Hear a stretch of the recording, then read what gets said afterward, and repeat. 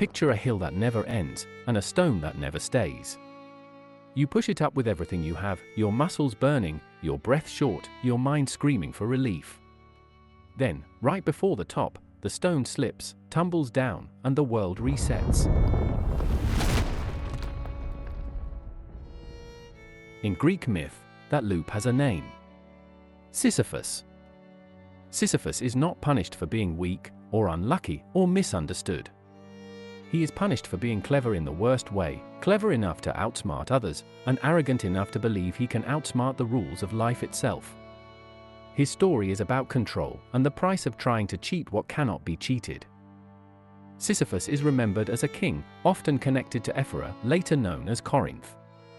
In the myths, he is not a heroic ruler, he is a strategist, a manipulator, and a man obsessed with staying one step ahead. He lies when it benefits him, breaks agreements when it suits him, and treats people like pieces on a board. Greek stories often punish brute violence, but Sisyphus represents something else: the abuse of intelligence. He does not simply commit one dramatic crime. He builds a life around getting away with things, and he becomes famous for it. That reputation is important because his punishment is not random. It is a direct answer to how he lived.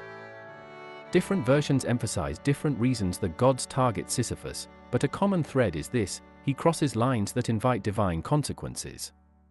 In one well-known telling, he betrays Zeus by revealing a secret. Aegina, a woman Zeus had taken, is being searched for by her father, the river god Asopus.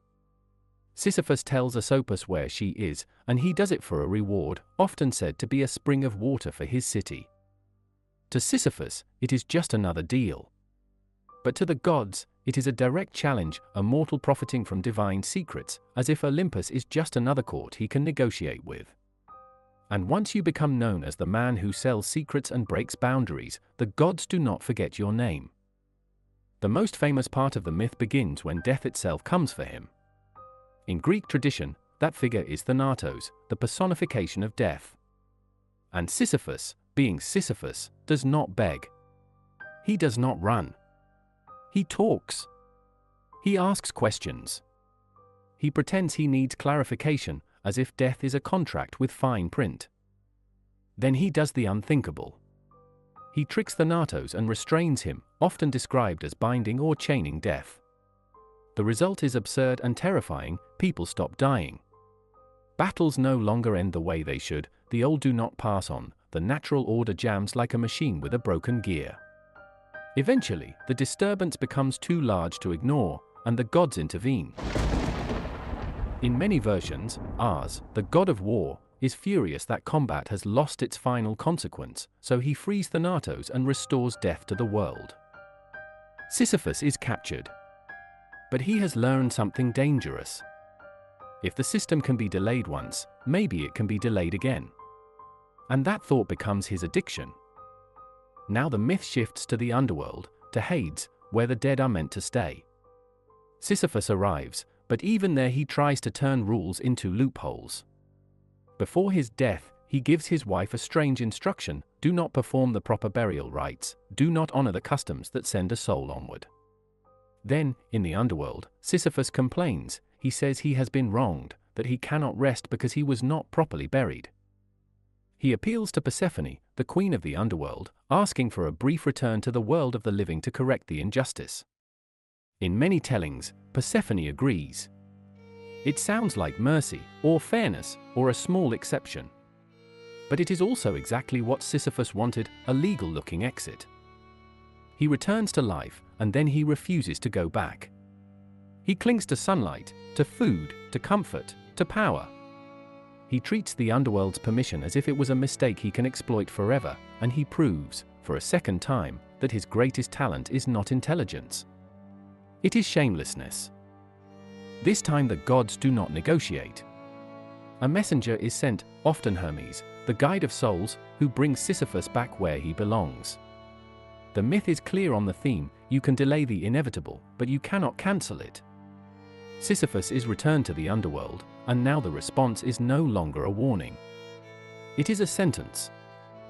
Because Sisyphus did not simply fear death.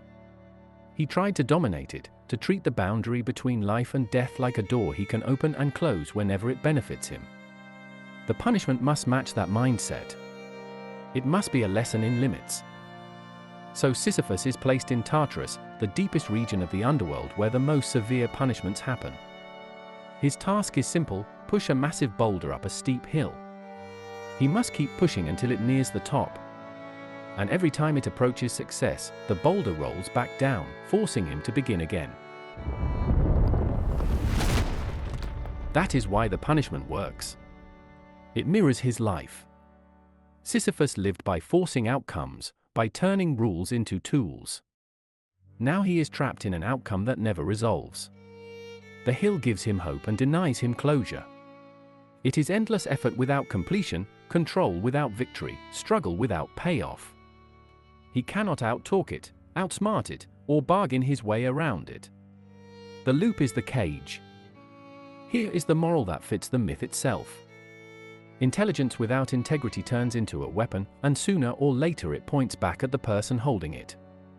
Sisyphus does not suffer because he tried once. He suffers because he built an identity around cheating limits, and he kept doing it until the world answered with a limit he could not bend. And there is a modern echo worth naming, separate from the ancient story. The philosopher Albert Camus later used Sisyphus as a symbol for human life, arguing that meaning can be created even in repetitive struggle. That is an interpretation, not the original Greek lesson, but it is powerful. When you cannot change the hill, you can still choose how you meet it. In the myth, Sisyphus is a warning about arrogance and manipulation. In the modern reading, he becomes a challenge: if life is sometimes repetitive, can you still act with dignity? Either way, the story lands on the same point. You cannot control everything. But you can control what kind of person you are while you keep pushing. If you want the next myth with a clear moral, tell me which story to cover next.